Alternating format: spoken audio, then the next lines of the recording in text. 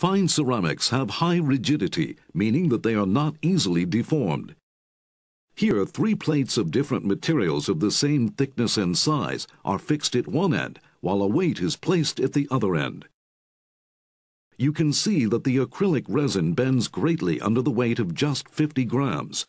Aluminum can bear 10 times that weight, 500 grams, although it bends visibly.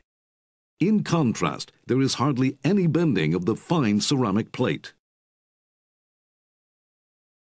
Next, we applied a force of 1,500 kilograms to equally sized rods of stainless steel and the fine ceramic material silicon nitride.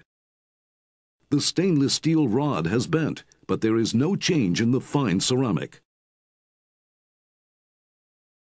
The high rigidity of fine ceramics is put to use in XY stages, which perform high-precision measuring and processing at the micron level. Fine ceramics' characteristic high rigidity is also used in many other applications, including vacuum chucks and conveyor components for semiconductor manufacturing equipment.